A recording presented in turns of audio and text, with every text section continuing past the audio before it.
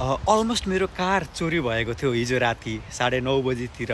तपाईँले सही सुन्नुभयो, म आयरल्यान्डमा बस्छु। आयरल्यान्डको पनि यो डब्लिन सिटीमा बस्छु। अनि डब्लिन सिटी कतिको सेक्योर छ, कतिको सेफ्टी छ भन्ने कुराहरूमा यो एउटा भिडियोले पनि एक्जाम्पल दिन्छ। तपाईँहरू डब्लिन मुभ हुँदै हुनुहुन्छ, आयरल्यान्ड मुभ हुँदै हुनुहुन्छ, जो जहाँबाट हुनुहुन्छ, तपाईँहरूले कतिको सेफ्टी छ भन्ने कुराहरूमा अनुमान गर्न सक्नुहुन्छ। यो पार्किङ एरिया हो।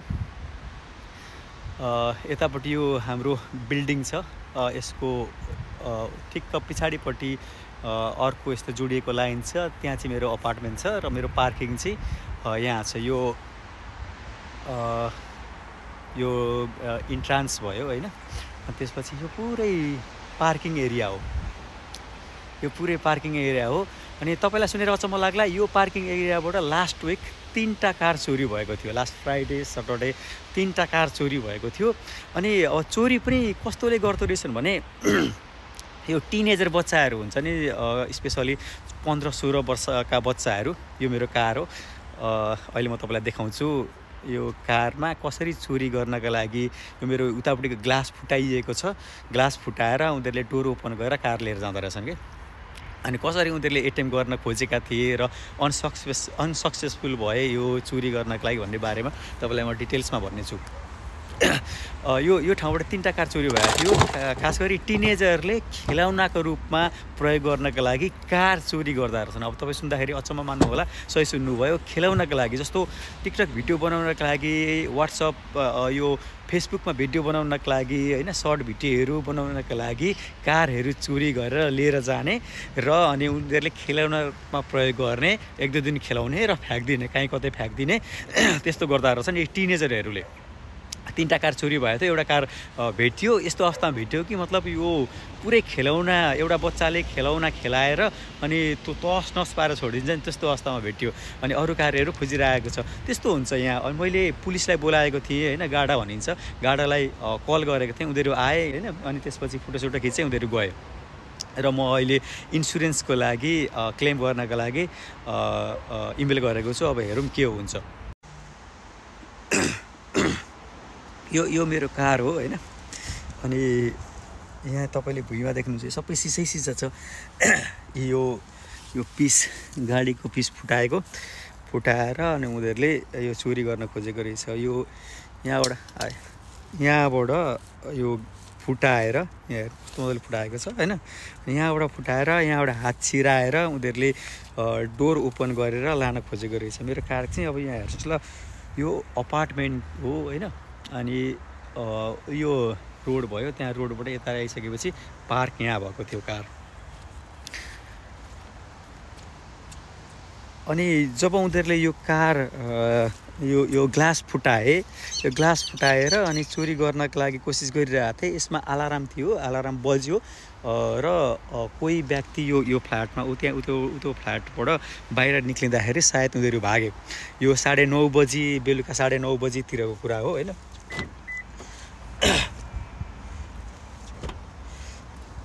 बेलुका 9:30 बजीको कुरा हो। यहाँ हेर्नुहोस् त, यो सबै ग्लासै ग्लास छ। यहाँ यिनीहरूले कस्तो तरिकाले फोरेको रहेछ नि, यहाँ सबै ग्लासै ग्लास छ। यो यहाँबाट हात छिराएर त्यसपछि अनि यो कार स्टार्ट गरेर लिएर जाने सोचमा रहेछन्। यो सुन्दाखेरि अचम्म लाग्ला, तर यहाँ पनि त्यति धेरै सेक्युरिटी छैन। तपाईँले यो पब्लिक एरियाहरूमा, खास गरी यो पब्लिक एरिया होइन, हामीले यो अपार्टमेन्टलाई, यो हाउसिङ म्यानेजमेन्टलाई पे गर्छौँ। यो पार्क गरे बापत हामीले शुल्क पे गर्छौँ। अनि त्यसको लागि एक्स्ट्रा सेक्युरिटी केही पनि छैन। यहाँ न क्यामेरा छ होइन, न उनीहरूले एक्स्ट्रा सेक्युरिटी केही राखेको छ। हुन त मैले म्यानेजमेन्टलाई इमेल गरिरहँदाखेरि, अथवा जो फ्राइडे उनीहरूको चोरी भयो कार, उनीहरूले म्यानेजमेन्टलाई इमेल गरिरहँदाखेरि उनीहरूले चाहिँ अब छिट्टै नै हामी एक्स्ट्रा सेक्युरिटी यहाँ हाल्छौँ भन्ने कुरा गरिरहेछन्। अब हेरौँ के गर्छन्। आज मैले फेरि पनि इमेल गरेको छु।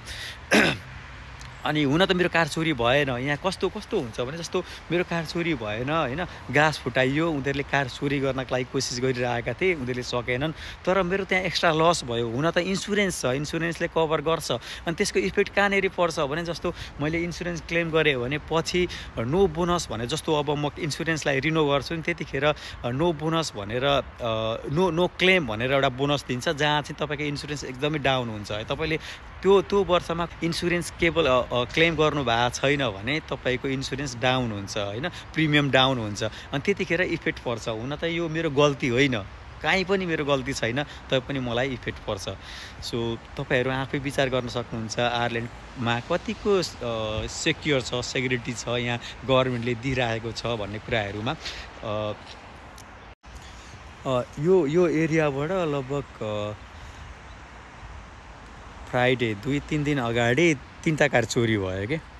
यो टोटली न्यू बिल्डिङ हो होइन, यहाँ लगभग 1.5-2 महिना 3 महिनादेखि मात्र मान्छेहरू बसोबास गरिरहेछन्। अनि जो चोरी गर्छन् चोरहरूलाई चाहिँ के चाहिँ थाहा छ भने यहाँ एक्स्ट्रा सेक्युरिटी छैन, तपाईँले देख्न सक्नुहुन्छ एक्स्ट्रा सेक्युरिटी छैन। जस्तो सीसीटीभी क्यामेरादेखि लिएर बेरियर त्यो त्यहाँ गेटहरू लगाउनेदेखि लिएर खासै त्यस्तो केही छैन। सायद इन फ्युचर उनीहरूले केही गर्छन् पक्कै पनि, तर अहिलेको अवस्थामा त्यस्तो केही पनि छैन।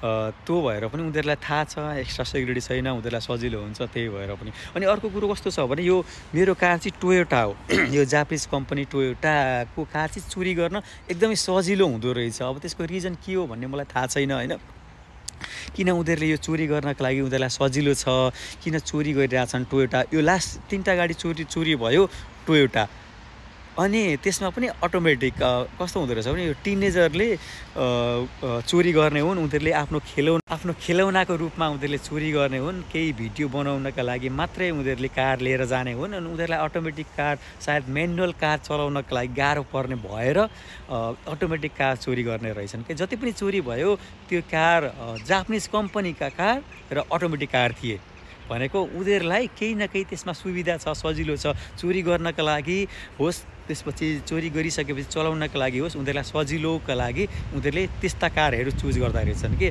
अनि यो टिनेजहरूले गरिरहँदाखेरि सायद त्यस्तो केही एक्सन गभर्मेन्टले लिन सक्दैन कि जस्तो पनि लाग्छ मलाई, किनभने यो कार 3टा चोरी भयो अझै पनि एक्सन लिइरहेको छैन, अझै पनि चोरी भइरहेछ भने त केही न केही गर्न नसक्यो भने त गभर्मेन्टले। सो अन्त्यमा डब्लिन मुभ हुने सोच्दै हुनुहुन्छ भने क्रिसमस आउँदैछ, लगभग नजिकै छ, न्यु इयर आउँदैछ। खास गरी चाडपर्वहरूमा डब्लिनमा यी घटनाहरू सामान्य हुन् भनेर भनिन्छ। आफूले आफ्नो ख्याल गर्नुहोस्, आफ्नो सम्पत्तिको ख्याल गर्नुहोस्। क्रिसमसको तपाईँहरूलाई धेरै धेरै शुभकामना छ, न्यु इयरको धेरै धेरै शुभकामना छ। हर एक दिन हजुरको शुभ बितोस्। हामीले यसरी नै आयरल्यान्डको बारेमा डेली लाइभका भिडियोहरू हाल्ने कोसिस गर्दैछौँ। तपाईँहरूलाई मन परेको खण्डमा सब्सक्राइब गर्नुहोस्, नजिकै रहेको बेल आइकनलाई थिच्नुहोस् ताकि तपाईँहरूले हामीले हालेको भिडियो मिस गर्नु नपरोस्। तपाईँहरूको दिन फेरि पनि शुभ रहोस्। By guys.